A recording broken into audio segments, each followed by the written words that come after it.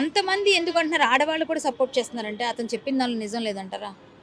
అర్థం చెప్పడం తప్పుంది. చెప్పే విధానం చాలా తప్పుంది. నేను కూడా ఖండించాను. ఆయన కూడా సారీ చెప్పారు అందరికీ. అక్కడితో అది సమసిపోయింది. ఆయన అర్థం చేసుకొని అయ్యో నేను తప్పు దొర్లింది నా మాటల్లో అని క్షమాపణ చెప్పారు. ప్రతి ఆడపిల్ల కూడా సరేలే చెప్పారు కాబట్టి అయిపోయింది. క్షమాపణ చెప్పొద్దు ప్రతి ఆడపిల్ల కూడా తిడతారు కదా ఆయన్ని. ఈరోజు ఆయన అందరూ ఎందుకు ఓకేలే ఆయన చెప్పిన దాని తప్పుని తెలుసుకున్నాడు అనుకున్నాను. అలాగే తప్పు దొరలడం సహజం. దాన్ని సర్దిద్దుకోవాలి. ఇప్పుడు అనసూయ గారు కూడా కొంచెం ఆలోచించి మన సమాజం పట్ల బాధ్యత మనకు కూడా ఉంది. మనది బాధ్యత కల సమాజంలో ఉన్నాం అని అర్థం చేసుకొని ఆవిడ దాన్ని కొంచెం అర్థం చేసుకొని పెట్టాలి. మరి అలాగైతే అనసూయ గారు నిన్న పెట్టారు ఒక వీడియో. నాకేమో నిన్న ఈవినింగ్ నాకు ఇంటికి నోటీస్ వచ్చింది.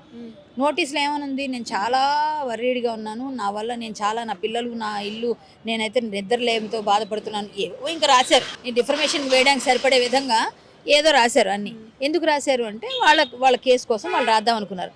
సరే అలాంటి అంత బాధలో ఉన్నవాడే నేను స్విమ్మింగ్ పూల్లో ఉన్న వీడియో ఎలా పెట్టగలిగారండి? బాధలో ఉన్నవాడు ఇంట్లో కూర్చోవాలి, లేకపోతే బాధపడుతూ ఏడుస్తూ ఉంటారు. అలాంటిది ఆవిడ అంత బాధలో ఉన్న ఆవిడ స్విమ్మింగ్ పూల్లో వీడియో ఎట్లా పెట్టింది? ఆవిడ అంత బాధ కలిగితే కూడా అట్లాంటి వీడియోలు పెడతారా? మరి ఆ వీడియో ఇమీడియట్ డిలీట్ ఎందుకు చేశారు?